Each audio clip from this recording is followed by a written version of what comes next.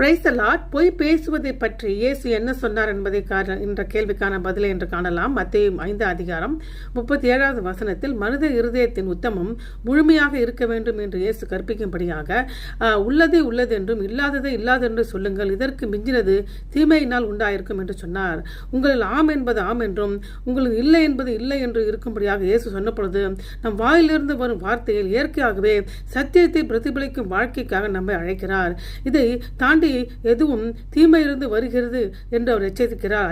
அதாவது தவறாக கையாளுதல், காரியத்தை மிகைப்படுத்துதல் மற்றும் அரைகர உண்மைகளை பேசுதல் ஆகியவை சத்தியத்துக்கு முழுமையாக சரணடையாத இருதயத்தில் எழும்புகின்றன என்பதை குறிப்பிடுகிறது.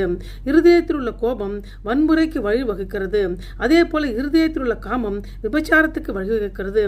இருதயத்தின் கடிதத்தன்மை விவாகரத்துக்கு வழிவகுக்கிறது என்று கற்பித்த இயேசு நேர்மையற்ற பேச்சு விசுவாசமற்ற இருதயத்தை வெளிப்படுத்துகிறது என்று சொன்னார்.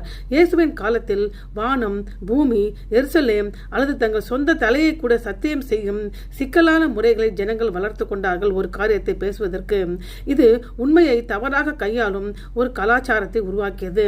வானத்திலோ பூமியிலோ எருசலேமிலோ ஒருவன் தன் தலையிலோ சத்தியம் செய்யாதே சொல்லி இயேசு சத்தியத்தை பற்றி தம்முடைய போதனையை ஆழப்படுத்தினார்.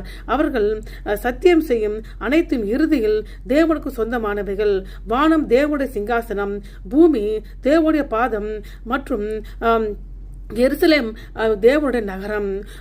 ஒரு நபரால் ஒரு முடியை கூட வெண்மையாக்கவோ அல்லது கருப்பாக்கவோ மாற்ற முடியாது என்று சொல்வதன் மூலம் இயேசு மனித வரம்பை சுட்டி காட்டுகிறார்.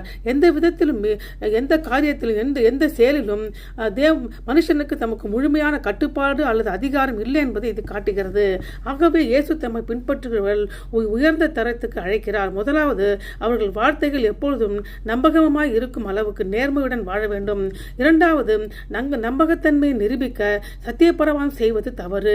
மூன்றாவது, வெளிப்புற வழிகளில் உண்மையை உத்தரவாதம் செய்ய முயல்வதற்கு பதிலாக அவர்கள் தங்கள் வார்த்தைகளுக்கு உத்தரவு அளிக்கும் நபராக மாற வேண்டும். நான்காவது, உண்மையை பேசுகிற ஒரு ஒருமைப்பாடு மனித முயற்சியால் மட்டுமே அடையப்படுவதில்லை. அது கிறிஸ்துவுடனும் சிலுவையில் அறையப்பட்ட இயேசுவின் இருதயத்தில் பாய்கிறது. பரிசுத்த ஆவியான் கிரியையால் தினமும் புதுப்பிக்கவும் படுகிறது.